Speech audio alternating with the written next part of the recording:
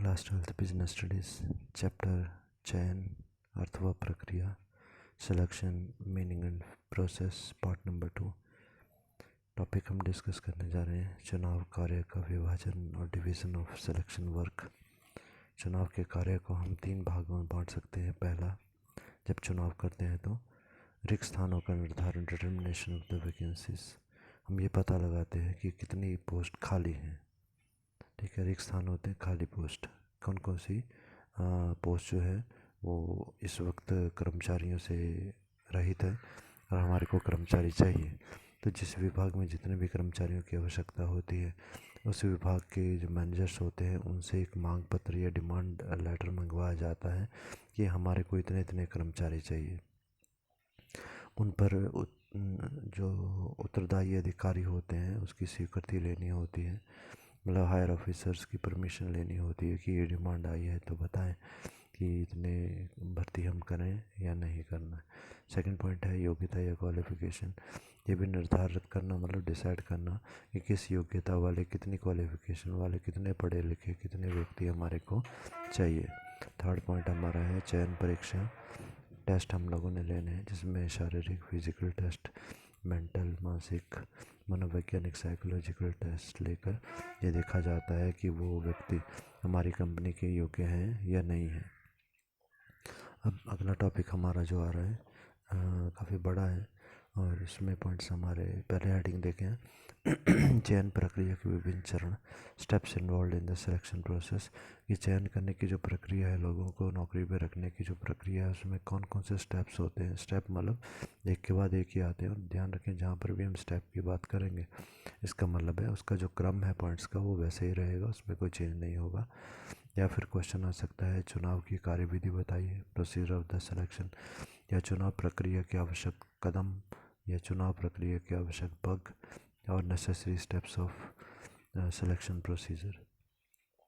So first point इसमें आता है प्रारंभिक जांच करना। प्रारंभिक जांच प्रिलिमिनरी स्कैनिंग। सबसे पहले विभिन्न पोस्टों के लिए अलग अलग जो एप्लीकेशन फॉर्म्स जो है वो छपवाए जाते हैं और फिर लोगों को बोला जाता है कि फॉर्म भर के आप हमारे को दें। अंतिम तिथि लास्ट डेट निकल जाने के बाद इन एप्लीकेशन फॉर्म की जो है वो जांच पड़ताल या उनकी चेकिंग की जाती है। जितने भी फॉर्म अधूरे होते हैं, आधे भरे हुए होते हैं, गलत गलत इन्फॉर्मेशन या गलत दिखाई देते हैं, इन फॉर्म्स को रिजेक्ट कर दिया जाता है, निकाल दिया जाता है। ये देखा जाता है फॉर्म्स के ऊपर कि जो ये फॉर्म भरे हुए हैं जितनी हम लोगों ने मिनिमम क्वालिफ़िकेशन वांछित कितनी योग्यता बताई थी क्या उतनी है कि नहीं। जैसे हमने कहा कि भाई हमारे को जो कर्मचारी है वो एमए पढ़ा हुआ चाहिए, तो जो व्यक्ति एमए नहीं है या अभी जिनकी एमए चल रही है उनको सीधा ही निकाल दिया जाता है। तो ये चेक करते हैं हम लोग। एप्लीकेशन में प्रार्थी की वेतन जो है वो भी लिखा जाता है, तो इसके बारे में भी शर्त लगी है। तो वो शर्त है कि नहीं, मतलब जितनी सैलरी मांग रहा है, मतलब वो मांग रहा है 50,000 और हम दे सकते हैं केवल 10,000, तो फिर वो एप्लीकेशन सीधी रिजेक्ट हो जाएगी। प्रमोशन की बात उसने कही है कि मुझे 1 साल के बाद प्रमोशन चाहिए, हमारी कंपनी का ये रूल है कि 5 साल के बाद प्रमोशन होती है, तो एप्लीकेशन रिजेक्ट हो जाएगी। इत्यादि सारी शर्तों को ध्यान रखा जाता है। यदि ये शर्तें हमारी कंपनी को स्वीकार नहीं होती तो उसे प्राथमिक साक्षात्कार के लिए ही नहीं बुलाया जाता, पहले ही उसे रिजेक्ट कर दिया जाता है। एक रिग्रेट लेटर, खेद पत्र जो है उसे भेज दिया जाता है कि हम आपकी एप्लीकेशन को स्वीकार नहीं कर सकते। इससे क्या होता है, संस्था का समय व श्रम दोनों बच जाते हैं, क्योंकि हमने जब टेस्ट लेना था, इंटरव्यू लेना था तो बहुत टाइम हमारा वो लगना था। तो पहले ही हम लोगों ने बहुत सारी एप्लीकेशंस को रिजेक्ट करके नंबर ऑफ़ कैंडिडेट जिनका कि टेस्ट या इंटरव्यू लेना है वो हमने कम कर दिए। इसके अंतर्गत जो हमारा टॉपिक कभी चल रहा है फर्स्ट पॉइंट प्रारंभिक जांच, इसमें सबसे पहला जो स्टेप हमारा आता है वो प्राथमिक साक्षात्कार। सबसे पहले तो हम जैसे बुलाते हैं कितनी तारीख को नौकरी है और आ जाए, तो सीधा ही एक छोटा सा इंटरव्यू होता है जिसे हम प्राथमिक साक्षात्कार या प्रिलिमिनरी इंटरव्यू बोलते हैं।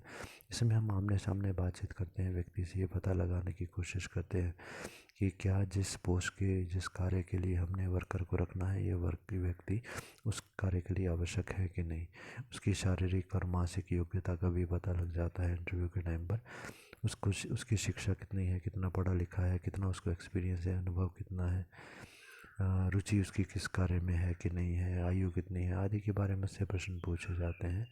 तो ये जो प्राथमिक साक्षात्कार होता है, प्रिलिमिनरी इंटरव्यू होता है, इसका महत्व बोला गया।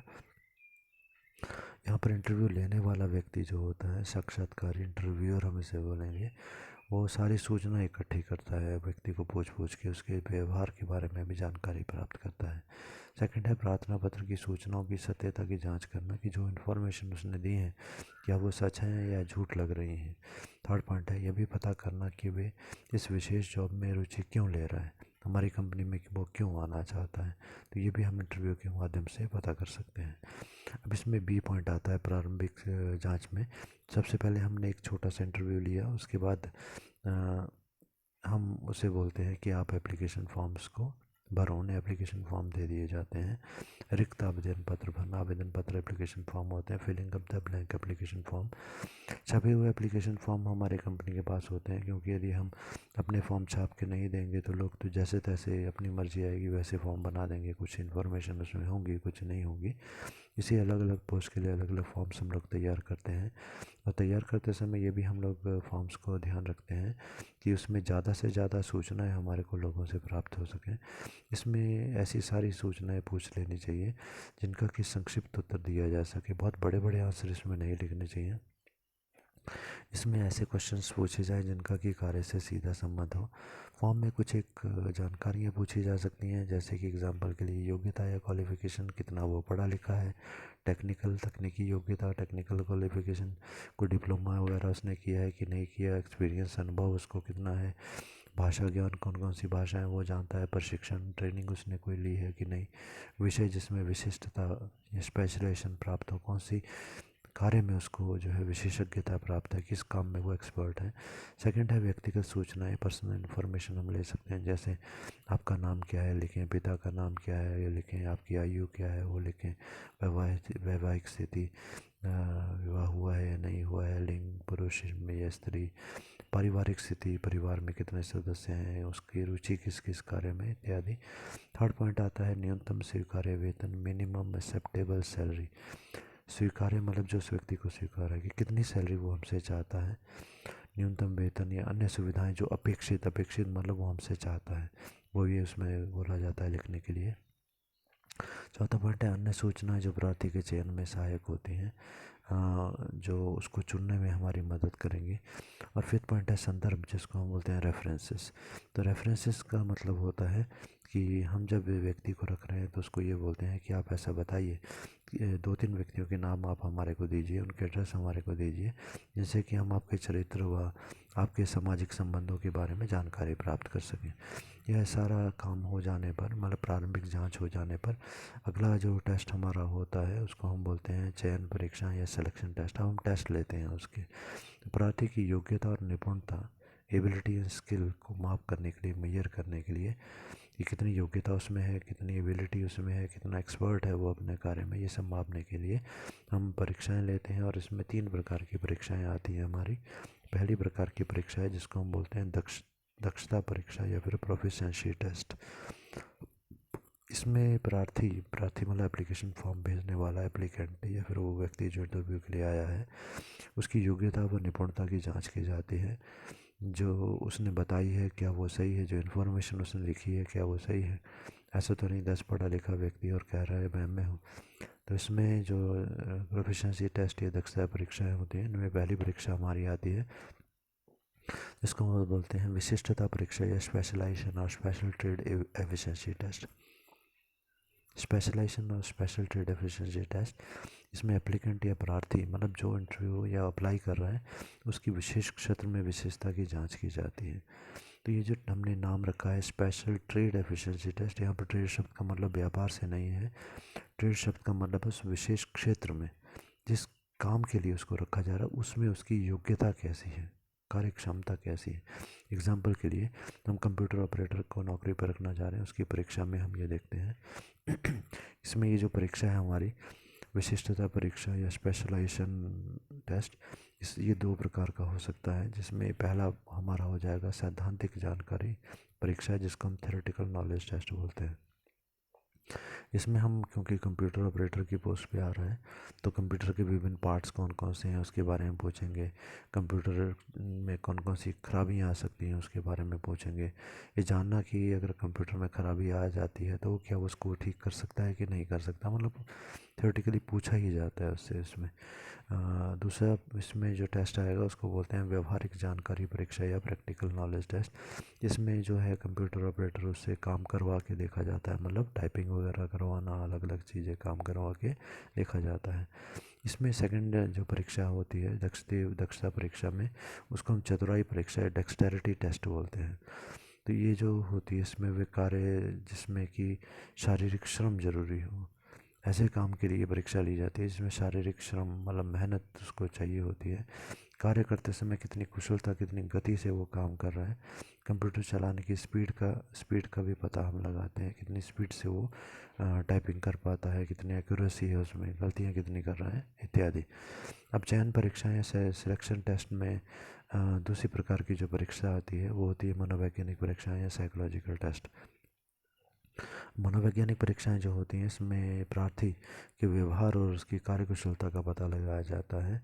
दो व्यक्ति एक क्षेत्र में एक काम में समान रूप से विशेषज्ञ एक्सपर्ट हो सकते हैं, फिर भी दोनों में थोड़ा बहुत अंतर होता है जिसका हम पता लगाते हैं, जैसे कि उनके व्यक्तित्व में अंतर हो सकता है, उनकी बुद्धि में अंतर हो सकता है, उनकी रुचियों में अंतर हो सकता है, उनके विचारों में भिन्नता हो सकती है, दोनों की मानसिक योग्यता अलग अलग हो सकती है, कार्य करने में रुचि अलग हो सकती है, परिपक्वता मैच्योरिटी अलग अलग हो सकती है। तो जब हम मनोवैज्ञानिक परीक्षाओं की बात करते हैं तो उसमें पहली परीक्षा जो हमारी आती है वो है रुचि परीक्षा, जिसको हम इंटरेस्ट टेस्ट बोलते हैं। ये कार्य में उसकी रुचि है भी नहीं, कि उस विशेष कार्य में प्रार्थी की रुचि है कि नहीं है और कितनी रुचि है। अगर उसका इंटरेस्ट होगा तभी वो अच्छे कार्य से करेगा, अन्यथा अच्छे तरीके से कार्य वो नहीं कर पाएगा, जल्दी थक जाएगा। इसी के आधार पर व्यक्ति की उसकी रुचि के अनुसार ही उसको कार्य दिया जाता है। रुचि अनुसार कार्य यदि व्यक्ति को होता है तो वो उसको कार्य करने से अधिक संतुष्टि मिलती है, जिसको हम बोलते हैं जॉब सेटिस्फेक्शन प्राप्त होती है। और जब व्यक्ति संतुष्ट होता है, मन लगाकर कार्य करता है, तो हमारी संस्था या कंपनी सफल होती है। इसमें दूसरा टेस्ट जो आता है हमारा मनोवैज्ञानिक परीक्षा या साइकोलॉजिकल टेस्ट में, वह है बुद्धिमत्ता परीक्षा या इंटेलिजेंस टेस्ट। बुद्धिमान व्यक्ति जो होता है ये माना जाता है कि किसी भी कार्य को वो शीघ्रता से, सरलता से, आसानी से सीख जाता है। उसके प्रशिक्षण मतलब जो उसको ट्रेनिंग देनी होती है तो भी उसको कम समय और कम खर्चे में ही ट्रेनिंग दे दी जाती है, बहुत जल्दी वो सीख जाएगा जो भी सिखाया जाएगा। इसमें परीक्षार्थी की ग्रहण क्षमता, रिसेप्शन पावर, कितनी जल्दी वो चीज़ को सीखता है, स्मरण शक्ति, मेमोरी कितना वो याद रखता है, तर्क शक्ति, रीजनिंग पावर इत्यादि के बारे में हम जांच करते हैं। इस परीक्षा में प्रश्नों की एक लंबी सूची तैयार की जाती है, लिस्ट बनाई जाती है और परीक्षार्थी को निश्चित समय के अंदर उत्तर देने के लिए कहा जाता है। थर्ड टाइप की जो हमारा टेस्ट है उसको हम बोलते हैं प्रवृत्ति परीक्षा या फिर एप्टीट्यूड टेस्ट। प्रार्थी के अंदर छिपी हुई योग्यता का इसमें पता लगाया जाता है। प्रवृत्ति मतलब योग्यता, उसकी कार्य सीखने की योग्यता, उसकी योग्यता कितनी है हम इसका पता लगाते हैं, ताकि ये पता लगा सके कि ट्रेनिंग देकर हम उसे कितना मैक्सिमम सिखा सकते हैं या उसे बिल्कुल भी नहीं सिखाया जा सकता। जिसके के द्वारा उसके सीखने की क्षमता का माप हो उसे हम प्रवृत्ति परीक्षा या एप्टीट्यूड टेस्ट बोलते हैं। So that test design to measure the learning capacity of the candidate is known as the aptitude test. व्यक्ति को काम करने की, सीखने की क्षमता का पता इसके द्वारा हमारा लगता है। अब इसमें चौथे प्रकार की जो योग्यता हमारी है उसको हम कहते हैं व्यक्तित्व परीक्षा या फिर पर्सनालिटी टेस्ट। तो व्यक्तित्व परीक्षा क्या है, इसमें व्यक्ति में अन्य व्यक्तियों के साथ मेल मिलाप करने की योग्यता है कि नहीं। जब वो हमारी कंपनी में आएगा तो क्या वो सबके साथ मिल करके काम करेगा, उन्हें प्रभावित कर सकेगा, अगर उच्चाधिकारी हम रख रहे हैं तो क्या वो वर्कर से काम करवा सकेगा, उनको अभिप्रेरित करने की योग्यता, मोटिवेट करने की योग्यता है कि नहीं है। जिस काम पर उसे लगाया जा रहा है उसमें जो बाधाएं उत्पन्न होंगी, जो कठिनाइयां आएंगी, क्या वो उनका मुकाबला कर पाएगा, उन बाधाओं से निपटने की योग्यता उसमें है कि नहीं, ये इसमें पर्सनैलिटी टेस्ट या व्यक्तित्व परीक्षा में पता लगाया जाता था। ये सेकंड पॉइंट हमारा था चयन परीक्षाएं जो हमारी होती हैं जिसको हम सिलेक्शन टेस्ट बोलते हैं। अब आते हैं थर्ड पॉइंट पर जो हमारा है रोजगार परीक्षा, जिसको अन्य परीक्षाएं आते हैं पहले, अन्य परीक्षाएं या अदर टेस्ट पर आते हैं। तो अन्य परीक्षाओं में क्या आएगा, प्रार्थी की समझ या अंडरस्टैंडिंग जो उसकी होती है उसके बारे में हम यहाँ समझते हैं। संदेशवाहन योग्यता का हम पता लगाते हैं। कम्युनिकेशन एबिलिटी, कि कैसे वो अपनी बात को कहता है, सुनता है दूसरे की बात को। मानसिक परिपक्वता, मेंटल मैच्योरिटी, मानसिक रूप से क्या वो मैच्योर है, कहीं बचकानी हरकतें तो नहीं करता। लिखने की योग्यता या राइटिंग एबिलिटी उसकी कैसी है, कैसी उसकी राइटिंग है, कितनी स्पीड से वो लिखता है, और लिखने की गति कैसी है, स्पीड कितनी है, ये भी हम देखते हैं। इसमें एक और चीज़ का ज्ञान चेक किया जाता है, जो है सामान्य ज्ञान परीक्षा, जिसको हम बोलते हैं जनरल नॉलेज टेस्ट। प्रार्थी की बुद्धि कितनी है, जनरल नॉलेज में हम देखते हैं कि कितना वो इंटेलिजेंट है, कितनी बुद्धि उसकी है। स्मरण शक्ति या मेमोरी पावर कितनी है। सजगता, कितना अलर्ट रहता है वो अपने कार्य के प्रति। सामान्य रुचि, जनरल, उसका इंटरेस्ट किस काम में है, सभी चीज़ों की जांच की जाती है। तो अगला जो हमारा है टेस्ट, वो थर्ड टाइप का जो टेस्ट होता है, इस थर्ड स्टेप हमारा जो आता है, जहाँ हमने उसकी टेस्ट ले लिए। अब टेस्ट लेने के बाद क्या होगा, अब इसका इंटरव्यू लिया जाएगा। पहले भी हमने इंटरव्यू लिया था, वो पहला था, अब ये सेकंड इंटरव्यू या मेन इंटरव्यू होगा।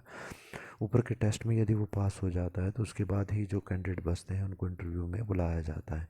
इसमें प्रार्थी की मुख मुद्रा, कैसे वो बातचीत करते समय चेहरे के हाव भाव होते हैं, कैसे वो बातचीत करता है, आचार विचार, थॉट्स उसके कैसे हैं, रुचि इंटरेस्ट उसका कैसा है, शीघ्र जवाब देने की क्षमता, मतलब प्रेजेंस ऑफ माइंड, कि हम उससे यदि कुछ पूछते हैं, कोई समस्या आती है तो कितनी जल्दी वो समस्या को हल कर पाता है, परिपक्वता, मैच्योरिटी कितनी है उसमें, ये सभी चीज़ों की जांच उसमें की जाती है।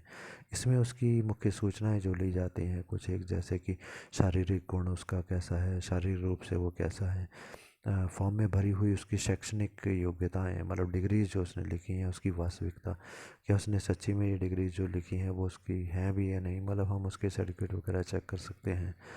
कार्य में रुचि उसकी है कि नहीं, ये भी हमने देखना है। शीघ्र जवाब देने की क्षमता उसकी है कि नहीं है।